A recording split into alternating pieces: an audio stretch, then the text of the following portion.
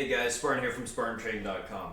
I wanted to talk to you guys a little bit about an interesting play that I did today. A little bit different than what I've done in the past because I always go over when I do these trade reviews, typically just buying calls and then where I added into the position where I scaled out. When I buy puts, same thing.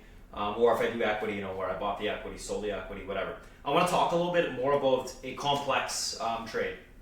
And the trade was I put on 2 butterflies on BABA in the middle of the day, and then I took off most of the butterfly on both of them in the middle of the day, and I made money both on the short side and the long side on that position. So basically what a butterfly is, if you guys aren't familiar, you can actually just Google it, butterfly, look at Investopedia butterfly, actually probably gives you the best explanation. But a butterfly is when you're looking for the price of the stock to be between 2 levels going forward.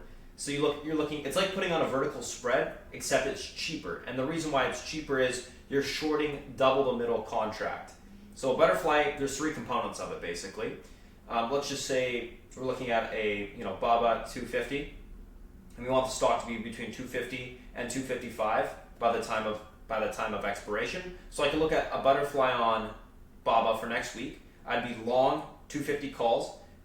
Let's say I'm long 1 of them, I'd be short double the amount of the 255 puts, or 255 calls, sorry, which would make owning the contract cheaper, and I'd be long higher 1 260 call. So that ensures having that 1 call above, that if the price goes higher than 255 or higher than 260, I should say, that I'm not losing money on that short, and I just will lose the entire cost of what it cost me to put on that butterfly contract. It's typically cheaper to put on butterfly spreads than it is to put on a vertical put spread or a vertical call spread. A good example of this would be if I was looking at buying Tesla and I thought Tesla could be within a range at the end of the week. Let's say Tesla's at 1367. I think at the end of the week, this week, the Tesla could be between 1400 and 1420. If I put a vertical call spread on, it's still going to cost me quite a bit of money because there's a lot of premium in Tesla. But if I put on a butterfly call spread, because I'm only going to be long basically 1 contract, the 1400s here, I'm going to be short 2 of the 1420s, it's going to decrease the cost of owning it, and then I'll be long a higher contract of the 1440s, which will be a cheaper contract altogether. The cost of ownership for that position is going to be much less than if I just took a vertical call spread. So that's the whole point of taking a butterfly.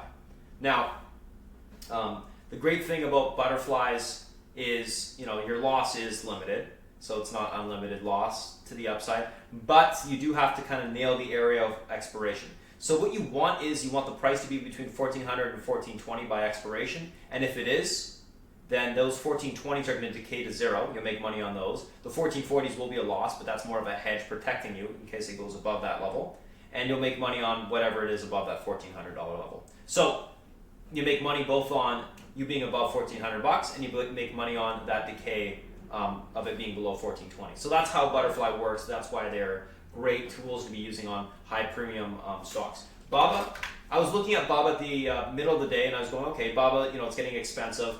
I was rolling up calls the entire day, and I was like, okay, I want to look at a little bit further out, maybe for next week, put something on. And I also put something on for this week. I couldn't decide on what. I was like, okay, I'm going to put on both.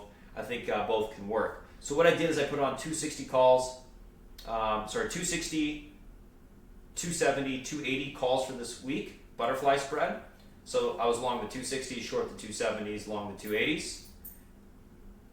And I put on next week 265s, 275s, 285s. Now what happened was BABA in the middle of the day broke the parabolic trend, and I saw that and I went, okay, and this was right after I put on the butterfly spread. And I was like, okay, I'm going to lose money right away on the butterfly spread unless I look to unwind it. So what I did was, and let's just go through the example on the, I think the 260s will be the best.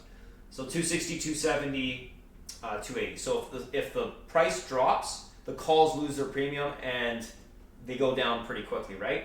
But because I'm short double the amount of 270s, what I did was I decided to cover that position as it pulled into EMA support. So it pulled from 131 basically. My average I think was like 128 to 89 cents within like a second. So, or a minute or 2 minutes. So right away I made 40 cents on those contracts, which whatever percentage that would be. I guess, from 130. So I get, it's like 33% repeating, I guess. So I made 33% in a couple minutes, covered that position. As it started to push back up, what I did was I just held the 260s that I was long and the higher 280s that I was long, because I figured it was going to bounce off that EMA support and continue to go higher, and thankfully I was right. Now, I also had the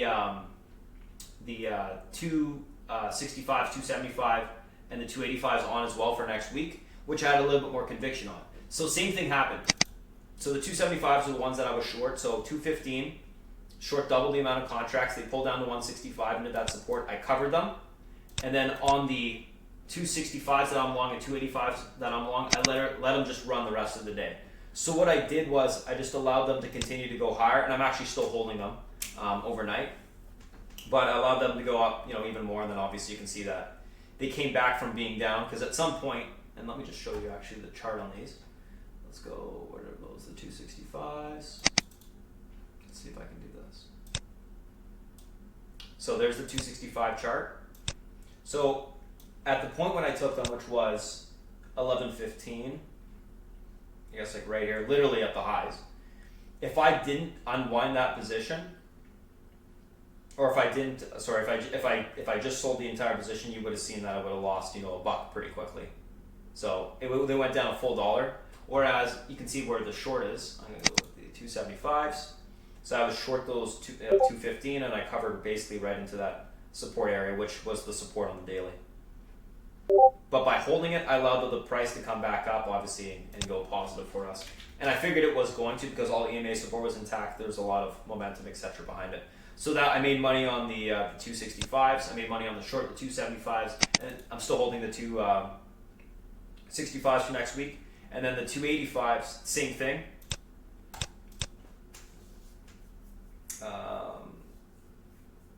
Same thing. So I sold a little bit on the way up. Ended up adding a little bit of those 285s at the end of the day as well. But same concept. So you can see that I made money on both the long side and the short side. So when we talk about unwinding a butterfly, what we're looking at doing is, when we do get these dips, if we still think it's a bullish position, we're taking off that short, basically the middle contract of the butterfly. And you typically will have you will have double the amount of contracts than you would have on the long side. So you'll see that, you can make a decent amount of money on the short pretty quickly. And if you are right that it continues to go up, then the position will continue to appreciate to the upside. So just wanted to talk a little bit more about a complex position. We talk about unwinding butterflies a lot in the room, and this is how it's done. This is what I'm actually doing. This is what Beth's doing, or South Beach is doing. One thing you don't want to do is unwind the butterfly by taking off the long position and leaving the short on and being wrong, because then you can get hurt on that. So anyways, just wanted to talk about that today, guys. Hopefully you learned something from that.